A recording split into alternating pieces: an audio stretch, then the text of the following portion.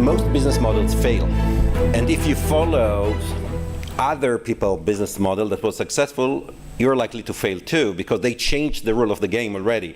Try to build another iTunes today, and it's too late, right? What worked back then doesn't work today. So it's actually a pretty good question. I don't have, unfortunately, for you or for me I don't have a simple answer. I can't tell you, I don't have a cookbook of how you create a business model. However, I can tell you a couple of things. First of all, it's a process.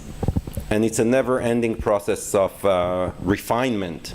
So there is no just one simple answer. By the way, even the successful business models get refined over time. The iTunes model gets refined. The Amazon problem gets refined. The freemium model for free software, and then we'll charge you. It gets refined over time.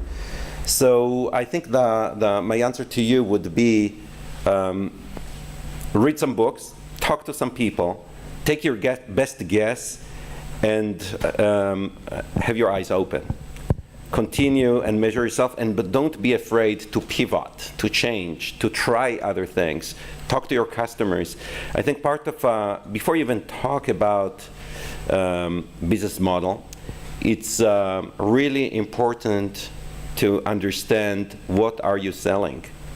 The crazy example is the Kodak thing. They didn't understand what they were selling. Kodak, I didn't mention it before, they had a huge consumer outreach. You had Kodak stands and shops and whatever and signs everywhere in the world. They did have the reach all the way to the consumer, but they didn't realize what they're selling. They thought, as I said, that they are in the chemicals and paper and film business, and they didn't realize that they're in the Kodak moment business. So ask the questions, check yourself, and don't be afraid to pivot and change. There are some, though, basic things that you can. There are some basic. How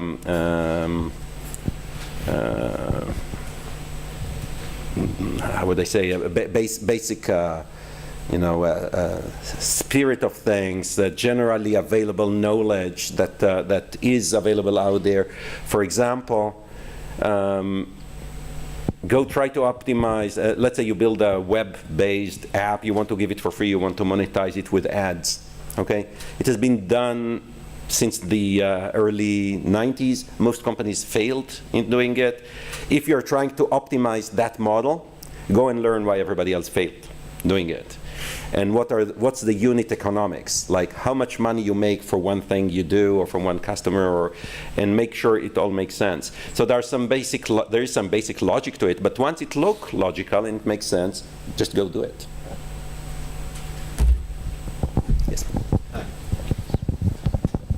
Following my previous question again, we are about to start, and we're discussing about we're about to start a new venture, and we're discussing our business model. I asked you before, we might start with one business model, and at some point after we start, we see that it needs to be changed.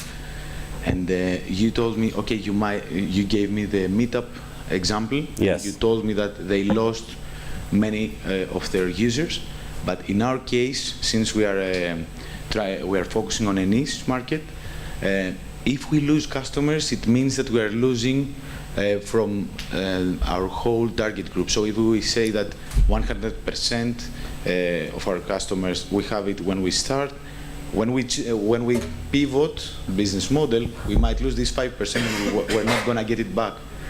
So this 5% will be lost. Yeah. So I want to take a step back maybe and talk about the type of companies I'm talking about, and I don't know what your business is exactly. It's a web platform, software as a service, servicing companies. Okay. Specific companies, not in general. Yeah, but you said it's a niche product, and I'm trying to react to in the that maritime specifically. Industry, actually. So we're talking about ship owners. So okay. Okay. Okay. Oh, that's why it was. Okay.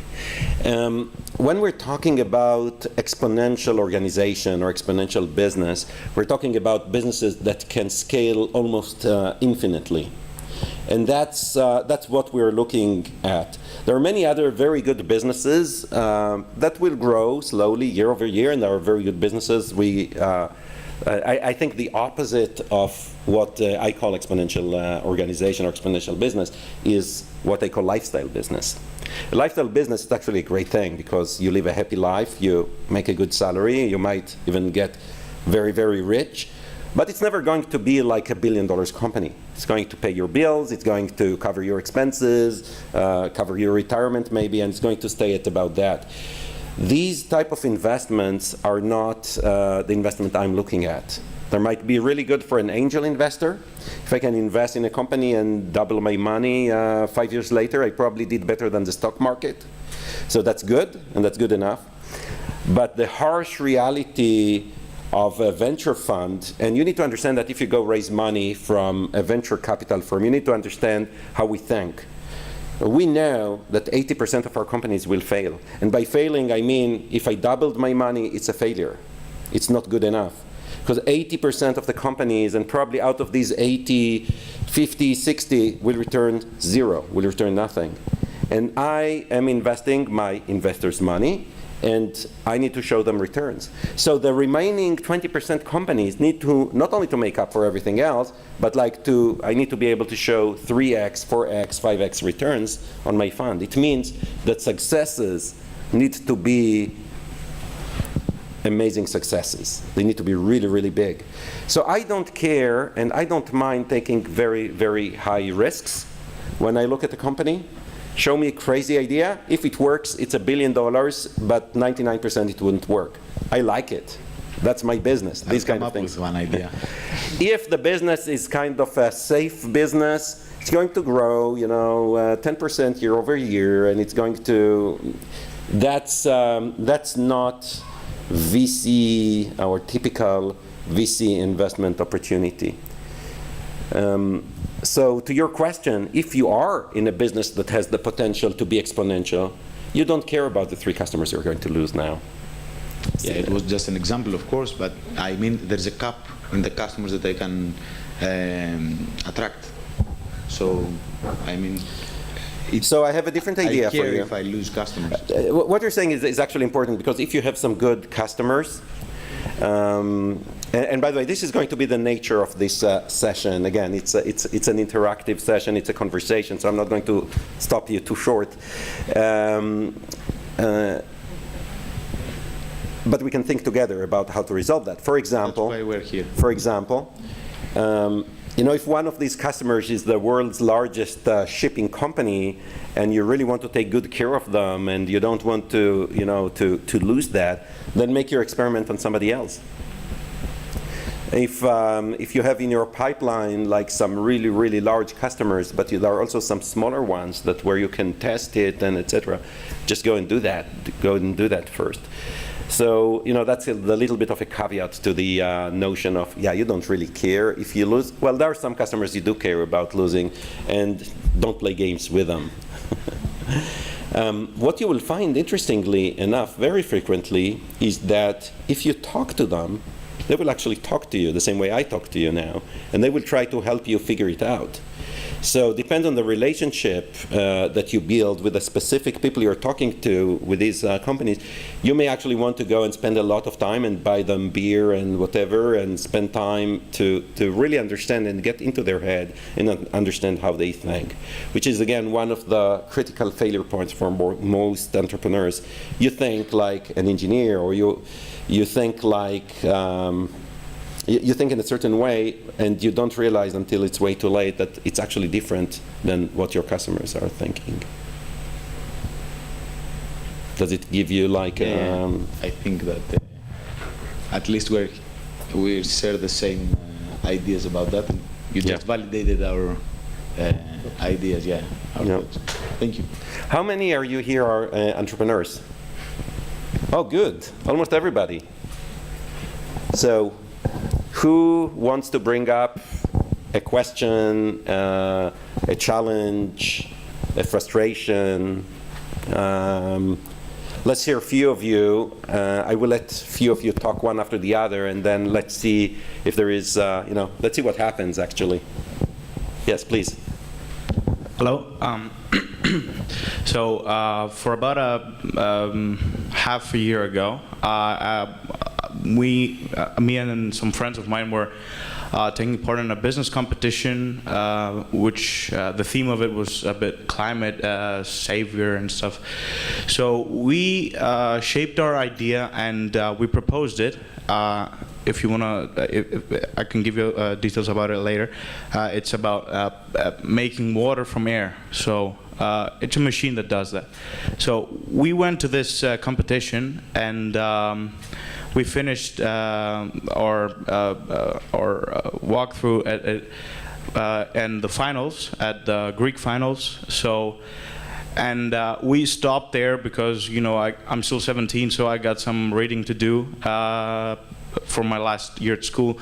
But when I'm finished, I want to restart it. But I don't know how to approach any customers or how to talk to an investor, because we need some investors in order to put money to it and fix the whole, machinery. So what would you propose to me as a young entrepreneur to do after, finishing school and just start to make my own business? That's a very good question. So we'll hold that. We'll shelve that for a second. We'll come back to you. Anybody else? Oh, there are plenty. Okay. We'll go through everybody. It's fine. Good afternoon. I'm Konstantin from Vesselbot. The question I have for you is, you mentioned about changing the business model, which is really important. I share the same opinion as well. The question is, so you've got some very traditional markets. And I get this question from a lot of your colleagues from VCs, and they ask me frequently, why don't you change the whole business model as it is today, rather than changing a big chunk of it and keeping some untouched? So certain aspects of the business model remain the same, and others do change completely. Would that be falling under your perception of changing the business model, or does that mean you have to change throughout the business model? Can you give me a better sense of what you're talking about? Yeah, of course. So in our industry, I've got a SaaS marketplace for the chartering process of commercial shipping. So usually the participants pay ship brokers, the middleman, a certain percentage on the transaction value. Initially, I was thinking of going towards a SaaS model, for example, which doesn't exist today in the market as it is. While trying and discussing this with ship owners or the other part of the cargo owners, they didn't really like the idea. So we kept the same way of having revenues, a transaction-based model. So this is what I'm asking. Okay, basically. so I'll stop you now, and actually I want to say something to both of you. Okay. The question is, why do you want to do what you do? Why do you think, I will let you answer first. Why do you want to do that? What's the motivation? Well, experience, I would say. Okay, that's not fundable. Okay, so that's a really good, it's great, go do it, gain experience, but that's not what the VC would like to hear, okay? But you still want to do it, right? You think it's important. Well, it's not the only motive I have, but inside me, it's the experience and how to run a business. When I'm talking to a VC, I'm saying, the money or make a strong business that runs healthy and stuff. Just I played a bit different. And do you think it can be a big business? Well, I don't know really. This is what I'm asking, but I believe I need. What I want to do is cover some needs, with the product I've thought of and built. So I don't know how big would this company be, but I really need to know how to make it big, because I want to make it big. So You need to understand again what are you selling and to who, and try to figure out is there a big business in this thing, or maybe it's more of something like that could be funded probably by the Bill Gates Foundation, right? Because there are places in the world where there is real shortage of clean water, and babies die, a very high percentage out of contamination, diseases because of bad water supplies. So that might be an awesome solution for something like that. That may be important, and you may get it funded, but it's not a business in the sense I'm talking about now. And I don't know if there is a business. I don't know exactly what you're trying to do and what the market you're trying to attract. But try to think, if you're widely successful, how big this thing can be. How much are you selling of it? What's the cost per unit? Are you selling liters, or are you selling pods, or are you selling I don't know. Okay. But at the bottom of it, and now I'm going to ask you the same question, is why do you really do it? What's burning? Building a startup is hard, and we spoke about it. What's burning in your belly that makes you want to do it?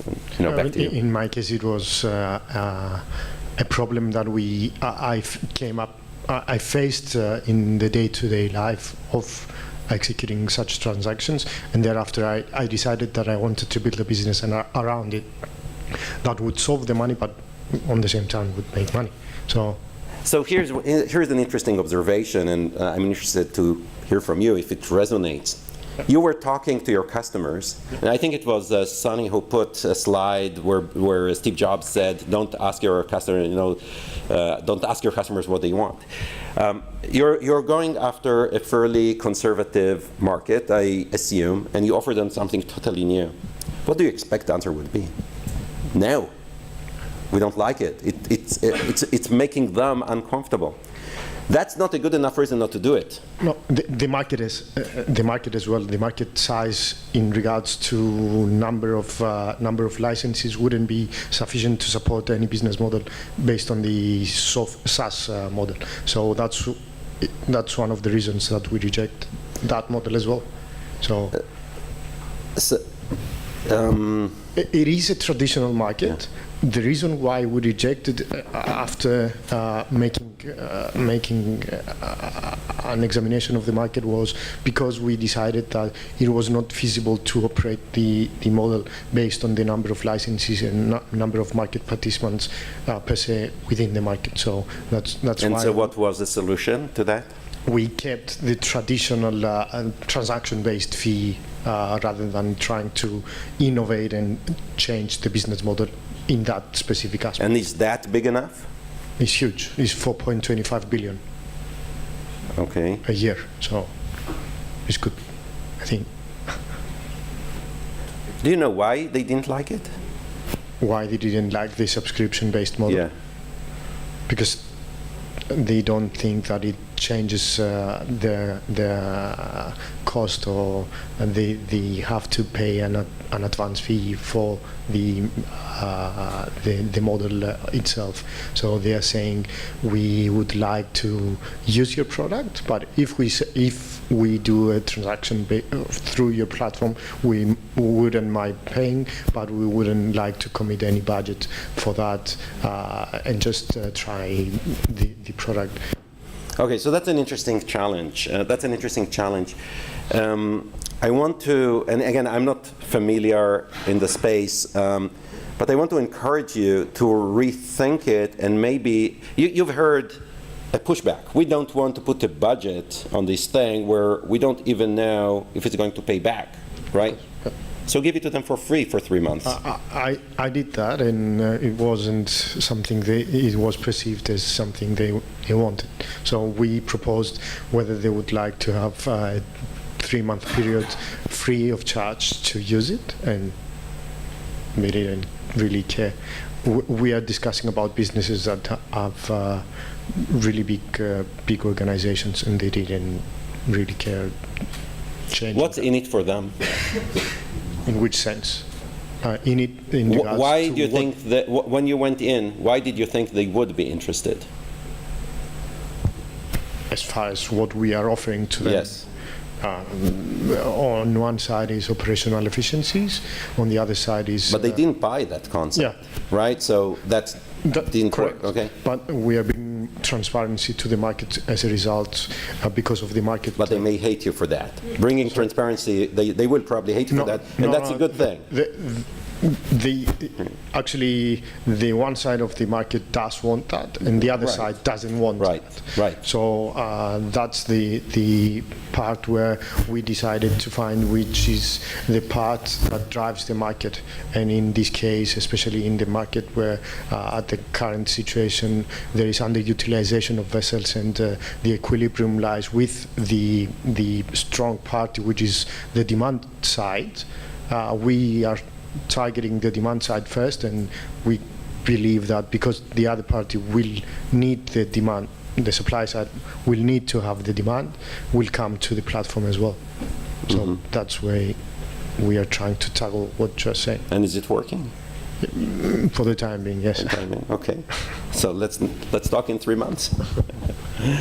Could you please continue to elaborate on the question you asked yourself before, and then it was lost in dialogue? You said traditional industry, a very innovative solution. What were you waiting for as a reaction? And then you stopped because... Well, the reaction is they get petrified when there is in the book I mentioned, Bold, by Diamantes. There is a description of meetings and the kind of question that the inventor Steven Sasson got when he showed them the digital camera. By the way, his camera was never meant to be sold to the public. It was a prototype just to prove that it was a technology prototype. It was not like, but when they saw it, they got totally petrified, and very quickly came to the conclusion that this thing will never displace film. It's not good enough. It's black and white. It's big. It's what they missed. This is 1975. What they missed is Moore's law. The things are moving exponentially faster. And Moore's law was set in 1965. Are you familiar with Moore's law? So Moore was working at Fairchild Semiconductor. That's before Intel came to be. And he predicted that over the foreseeable future, that's how he called it, the number of transistors on a chip will double every year. He later revised it to double every 2 years, and he now says, he's pretty old, I think he's in his mid-80s, he now says that we are about to get to the end of Moore's law when the transistor size is almost the size of an atom. And that we will not go below that. So he does see today, he says he does see, but Moore's law is actually still happening today. It's amazing. It started in 1965. So 50 years later, we're still doubling, if not every year, maybe every 2 years. Intel recently announced it's every 2.5 years. It's still pretty fast. That's what they missed.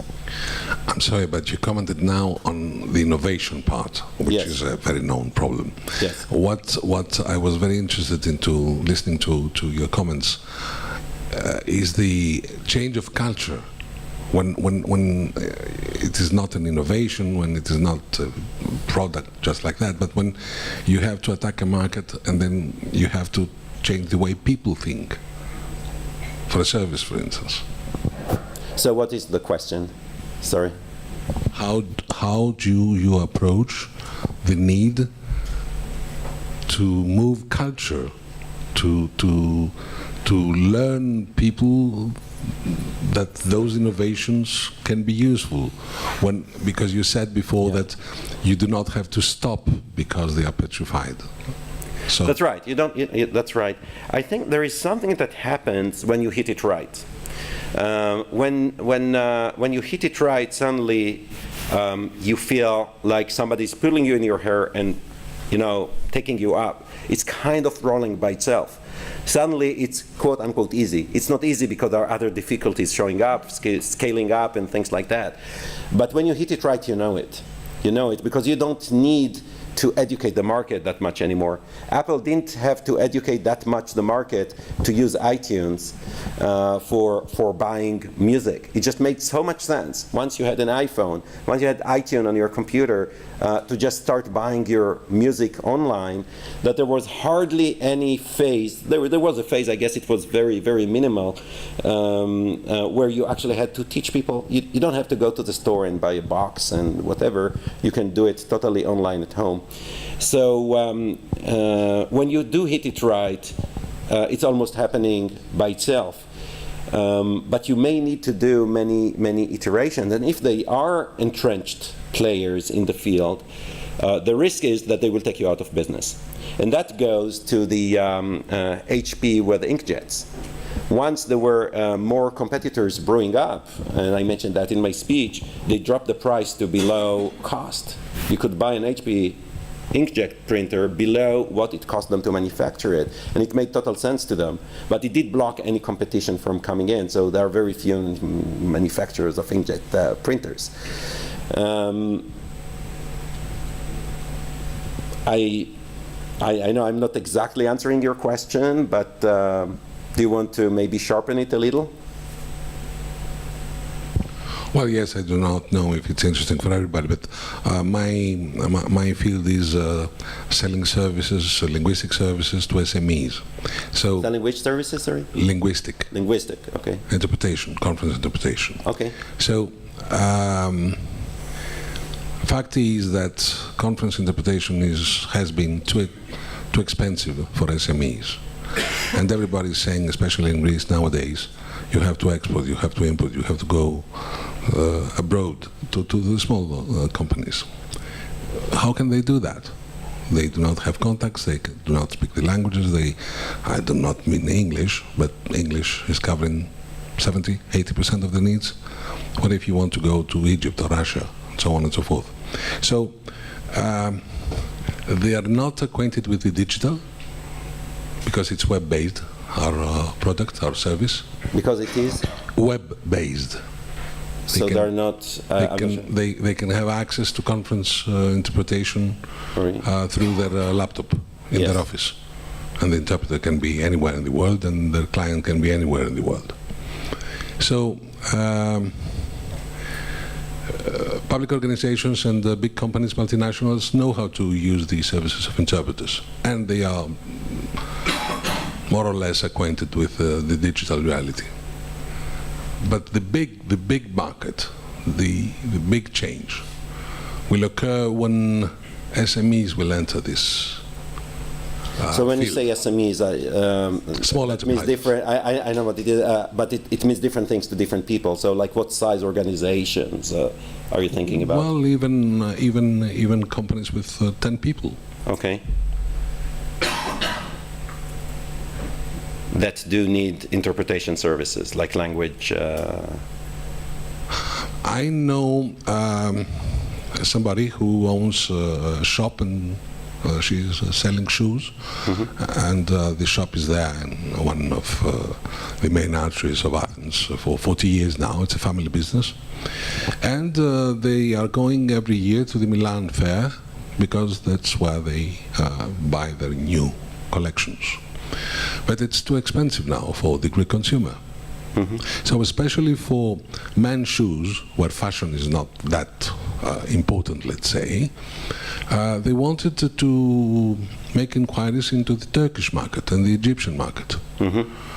But the lady who owns the shop has studied in Geneva. She's speaking French and English and Italian, and only the idea that she will have to get into the Turkish market and the Cairo market is something very difficult for her.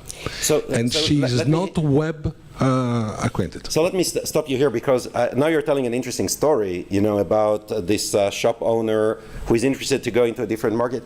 That's actually interesting, because that's not necessarily an interpretation problem. That's a culture problem. That's how you do business, and maybe your business in that context did not be an interpretation business, but kind of a business bridging business, and language is part of it. But now you change the rules of the game. You're not in the linguistic. You said, I think you're in the linguistic. No, you're not. If that's your opportunity, you're in a totally different market, which might be much bigger and more interesting, or not. Again, I'm not an expert in that. But when you start talking about these specific, what people actually buy. So somebody who wants to open something in Turkey and they need the language translated, they actually need much more than just the language. And if they will translate just the language, it's part of a full solution of services that they actually need. They might need accounting, in that foreign country. So, and then you start thinking totally differently, and now it's a different model. And then now maybe you charge them a percentage of the revenue, and not anymore about translation, and you turn the whole business model up on its head. And that's by listening to the customers. So I don't know if it's totally relevant to what you say, but that's kind of a line of thought that they could, yeah. Next. Yes, please. Hi, I'm Nick from Eventora, which is a SaaS for event management. And it would be great if you could share your experiences related to business models and pricing when you target international markets. For example, we have clients in Switzerland and we have clients in Greece. The price that they're willing to pay is totally different. So how do you, what are the strategies that you should adopt if you want to truly have an international product? My kind of off-the-cuff answer would be you need to somehow differentiate the different products. Because, I can tell you that I live in a small village. Okay, just in between Tel Aviv and Jerusalem. It's a small village, it's in the country, really great area. We have a small post office. It's actually the house of one of my neighbors. That's a post office, like really, really old-fashioned, and all the packages are coming there, and when you need something, it's all friendly, and I love it. And when I go there now, because I got a package, I think 80 or 90% of the packages I see are from China. And the reason is because you can buy stuff on AliExpress and the other Chinese websites way cheaper, in my case, in my native Israel, than I'll buy it in Home Depot in Israel, or some kind of, I actually buy batteries, I buy light bulbs, I buy all this stuff from China, free shipping, and 60%, 40% discount from what I would buy it locally. And the reason is, and my local businesses are losing business because of that. So my post office has like piles of packages from China because everybody's buying stuff from China, and the local business is losing. When there is no differentiation, when it's totally commoditized, and I was talking about it, it's really hard to have any traction. There is not much to be working with. So I know it's difficult in our connected world. If you sell exactly the same thing in your website in Switzerland and your website in Italy, and the prices are different, eventually people will find it out and they will buy. How bad that is, it's a question mark, because if that website and all the documentation and the marketing material is in Swiss or French, in Switzerland, and in Italian and in Italy, that might be enough of a differentiation so that even the prices are a little bit different, so even a lot different people will still buy what they're familiar with. And the few that will make the effort, so be it. I'm not sure they would matter. But it's all about differentiation at that point. I think your question, you should focus on how do you differentiate, because if you do not, there will be no solution to the problem. Thanks. Okay. Please. Hello, I'm Manos. We talked about earlier about the business idea my team and I have. I wanted to ask you about creating enemies, as you said. When you enter a new market, or a market that is already saturated and you want to do something new, either if it's completely new, you will have no enemies, or if it's already established, you will create very strong enemies. From a point of VC, what's more appealing to you? Like find the $100 billion market with 2 or 3 players and poke their eye? Would be something appealing to you, or you would say, I wouldn't rather mess with them? Or do you prefer investing in companies in something completely new, unterritoried market or unterritoried technology, where there is no danger of high legal fees, let's say. Well, there is a difference between people will hate you and legal fees. Okay, if you're going to do something that legally hurts somebody else, like infringing on patents or doing some shady business or whatever, that's one problem. And we are very when business are high-tech business, they have strong technology. We personally do extensive legal due diligence, including patent searches, etc. Having people hate you is not a hate you, quote unquote. Business hate is not that bad. And in fact, if nobody would be mad at you and nobody will lose business because of what you do, it adds a question mark. Maybe you really invented a whole new business ocean, whatever. But I'll give you an example. So, first of all, a very frequent question, and maybe some of you, I spoke to many people, so I'm sorry if I don't remember each one of you, but I asked a couple of people here, when I wasn't totally clear about what you're trying to do, I asked, who will be mad at you if you're wildly successful? Or in other words, who is going to lose if you're wildly successful? And I think that's a very, very important question when you think about business model and when you think about your value in the supply chain, who you buy stuff from and who you sell.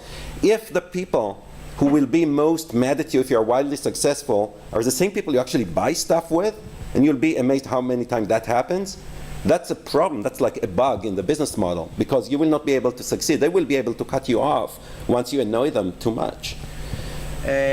Just to follow up on what you said, let's take the example, a very popular one of Uber, let's say. So Uber is, as you said... Actually, before that, hold on, Uber. I want to talk about Nespresso. Okay. Okay? Because that's a great example where I don't know who got upset, maybe nobody.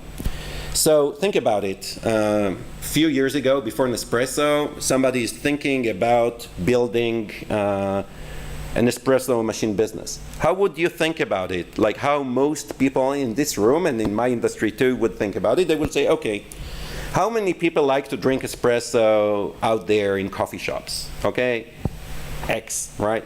How many of those people would be willing to or will be interested to spend some extra money to drink the espresso at home? That will be a small fraction of that. Not interesting business, right? Now what Nespresso did, they didn't look at it that way. They've created a totally new business that didn't exist before, and now almost everybody have an espresso machine at home, and these capsules, etc. And it's the dispenser and consumable model, that the same HP or Gillette model. So if you can figure out, we sometimes call it blue ocean, and if you haven't read the Blue Ocean book, you may, and I borrowed that example from there. You may be able to build a big business where you don't necessarily disrupt any other player, you just create it. But in more cases than not, you will, if you're widely successful, you will cause changes and shifts in the market, and some people will get hurt, and it's really important to map who they are. By the way, they might be your best friends. Like Kodak had to embrace digital photography back in '75, certainly in '96, and not go out of business. They had all the capacity to do that. They just missed the opportunity. So they may actually be your best friends, trying to help you be successful and get a stake in the game by placing a strategic investment, for example, or by doing some tight strategic partnerships, other type of partnerships, or they may be your worst enemies, and you need to figure it out. There is no rule. But you were talking about Uber.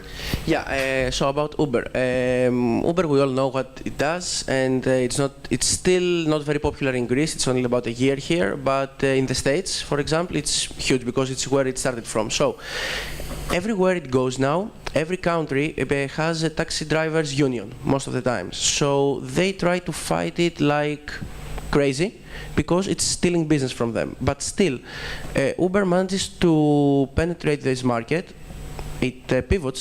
For example, in Greece, it cooperates with existing taxi drivers, and in other markets, it finds different ways. What I want to ask is, the investors behind Uber, for example, when this idea started, when they knew they would disrupt unions, which we know in every country have a certain strength, but they still backed it up and invested in Uber.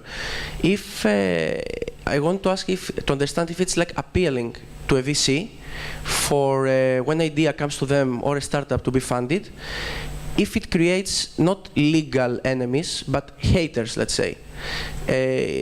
Would they be discouraged on investing in a startup or maybe it intrigues them, okay, this will disrupt a huge market, it will create many enemies, there is no bad publicity, even negative publicity is good. So is it a positive or a negative when you go to a VC and you say, okay, my business wants to disrupt, let's say our idea, we want to disrupt DHL, UPS and FedEx. All of them combined, they have a 300 billion revenue per year, these three companies, and they have 92% of the market according to their annual reports.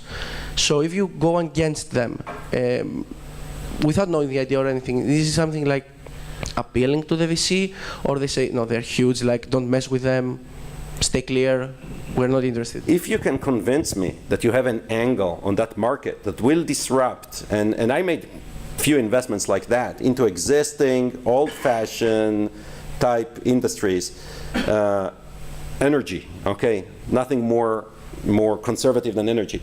If you can convince me that you have a game-changing concept that will make everybody mad at you, will make Shell lose $100 billion a year of their market share, etc. Great, let's do it. Great, let's do it.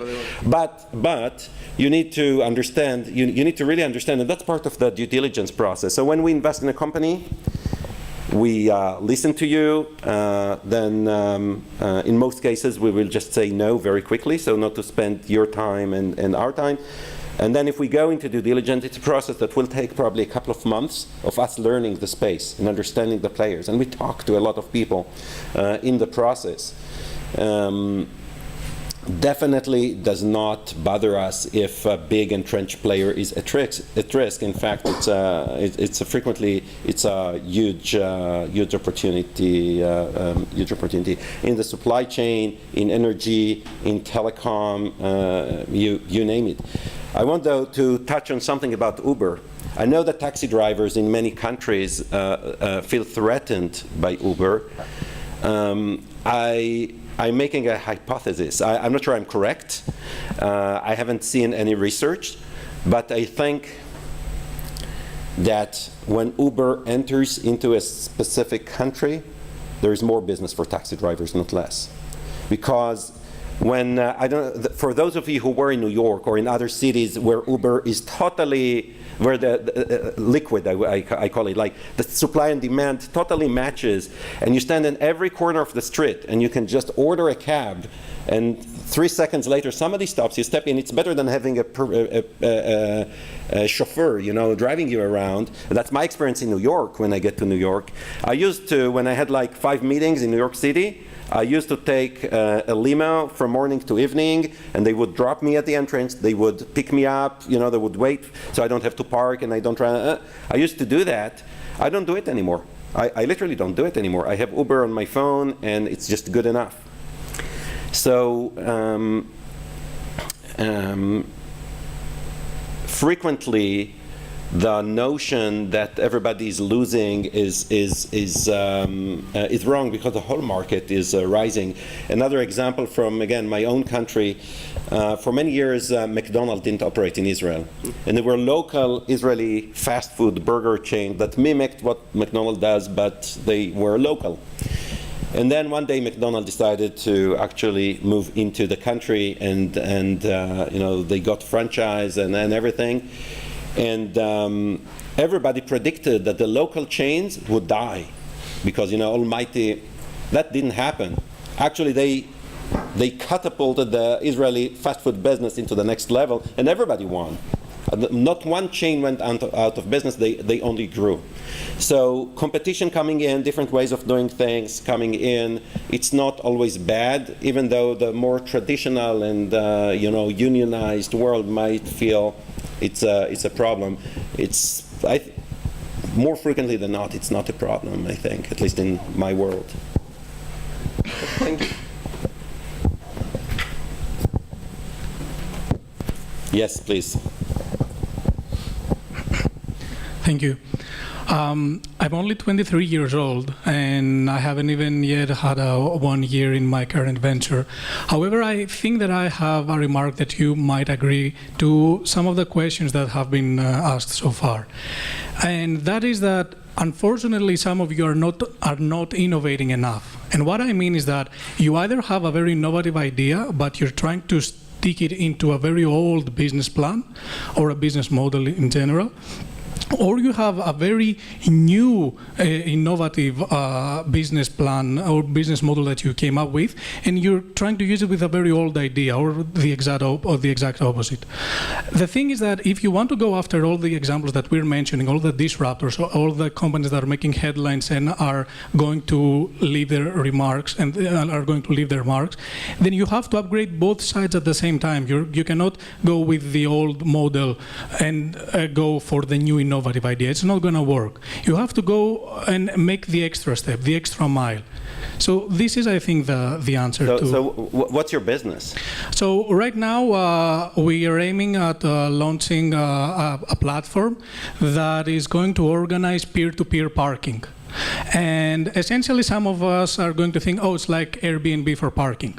Well, essentially no, because this was the old thing that everyone thought, okay, that's something old, you're just transforming it, you're making the X for Y, maybe it's not going to happen. Well, what you mean is, like, if I have parking, I can offer it to people to park for free in my When you're not using your parking space, you can rent it through our platform to another driver. So essentially what we came up with was that we need to integrate a new system in order to offer even more value. And essentially what we are aiming right now is to identify the exact Internet of Things mechanism that we can aim into making cars approach a specific garage, open it automatically, park it right there, unpark it right and pay automatically, and then at the same time have some offers, some local offers like geo-targeting advertising, in a way that we can cover some needs that we can come up with that you are facing. So essentially we took something relatively old, like we are going to rent a specific asset, but we try to innovate the idea with automating it through sensors and through all these devices that we're currently more exploring and trying to establish on how and what exactly we're going to need and use. And at the same time, with a business model that in the beginning we had, for instance, that we're going to have everyone pay a fee, like the Airbnb model. But this is not enough. If we want to go and disrupt things, maybe people are going to be familiar in the beginning, but after 1 or 2 years, this is not going to be the case. And maybe this is not going to bring even the returns that a VC is looking after, or we are looking after, compared to the investment that we're going after. So essentially, we are now trying to innovate the business model. We're trying to see the exact moments that we are bringing value to the customer and understand how we can capitalize this. If we were Hewlett-Packard, for example, maybe we could understand back then that the moment is that we can offer the printer and then we can aim for more money and more returns through the ink. This is the exact thing that we're doing right now. We're trying to find, like, they're going to use it in this way. Let's identify the time that they are getting the most value out of it and see how we can disrupt everything. So, of course, you might agree with my business model, you might not. You might use it in when we launch. Again, you might not. But I think that the answer is try to be more innovative on both sides. If you fail to be innovative in either side, you are going to have these problems that you're mentioning with either the traditional markets or the niche markets or anything. Try to innovate. So let me, do you know the $5 Shave Club company that kind of disrupted Gillette? I think they only disrupted one side of the equation, not the other, and yet they are very successful. So I tend to agree actually with everything you said, and I think you're asking the right questions. I wouldn't say I'm as convinced as you are. I would at least, add a little question mark about the absolute need to innovate both sides. Frequently, probably you're right, but keep your mind open. Also, try to figure out where is the money. Try to think where is the money, or ask the question: who would be mad at you, or who is going to lose money if you're widely successful? Try to ask these questions and see kind of what comes up. There is a company in Israel actually doing something a little bit similar to what you're offering. You may want to look at them. It's called Pango. And they started by creating relationships. Their business model was go to the municipality, get deals with the municipalities so that you can pay for parking, street parking, through your mobile phone. That's how they started. And then they expanded it to parking garages, and now they pilot peer-to-peer parking. So, like, if they know where you're driving to, they may help you find a parking spot. And they end up, you're familiar with Waze, I think they end up somehow kind of stepping on each other in that regard. And or not, I don't know. But it's definitely an interesting space. Not an easy one, I must say. Not an easy one because you have no clear picture just yet of how the unit economics actually look like and how much it's going to cost you to get customers, not to mention the business partners. But these are all great questions, and I actually tend to agree with what you said. So, more questions? Yes, please. Yeah, hi. So we are working in the utility business with the utilities. There are some solutions that we're actually an established company, but we're looking into emerging technologies. Some solutions, especially regarding automation, they bring safety, sustainability, cost efficiency. But on the other hand, I mean, it's my question is more for ethical ground. They will lead to layoffs. To basically, they will automate the processes, make them more efficient. How do you address this? How do you present this? How do you talk to people about this?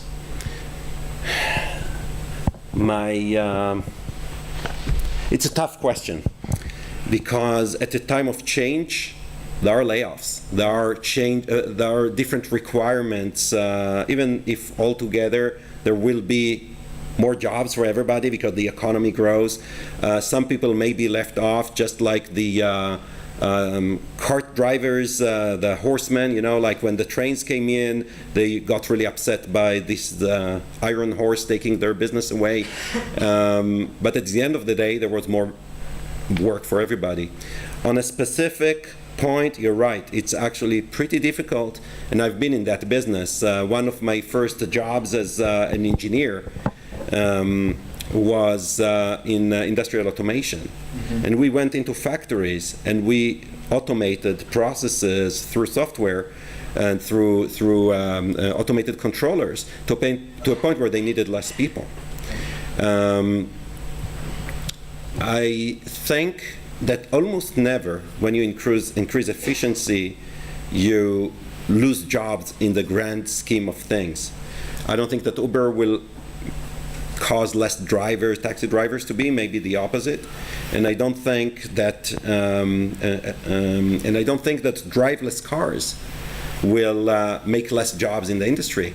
I think that it will actually, there will actually be more people working, but they will have to have different skills and different professions. And in the process, in the shift process, there might be some pain created. Do we talk about it to the companies? I mean, do we discuss it, or is something that is just is a taboo and it's better not to mention it? Let me think about it. I mean, it depends who you're talking to. Well, if it's a client, for example. Well, let me just split it up. If it's a client or if it's a venture capital. If I'm looking for funding, for example. I think the venture capital business would be wary of something like that only if it creates really bad reputation, not for making jobs going away, but for example, if you create a system to report the tax evasions of your network of your neighbors, right? That's not considered ethical. I don't know. Depends. Maybe it is. Depends which point of view. I guess most people will consider it. In Israel, certainly, I assume in Greece too, very unethical. Okay. In other countries, it might be different. But so that type of business model, that type of businesses might make venture capital feel uncomfortable. But if I was telling resistance, I mean, maybe that will sort of. For venture capital, they might be afraid of resistance from the unions, from the possible customers, that layoffs will cause resistance into accepting this new technology. In my 20 years of that type of venture business, I've not heard it even once. Okay. So I can't tell you it's non-existent. I don't think it is. I think that if you increase the efficiency, you take people out of the loop, they might lose their jobs, but generally speaking, you create a bigger pie for everybody. That's how economies grow, and they grow through efficiency. Well, that's one of the ways they grow. They grow through efficiencies, and I've never heard somebody saying, "Oh, you know what? You have today, whatever." 50,000 people working on cleaning garbage from the street, for example, and I'm going to build a robot that does it without human involvement, and it's going to be a self-driving garbage truck with robots picking up all the garbage, and that's it. If you could convince me you can build it, I don't think it will be an issue for me, the fact that these workers are probably unionized and might be losing their jobs. They'll get better jobs. Yeah, thank you. Sure. I think we're getting close to the end of our session here. Okay, so last call. Thank you very much.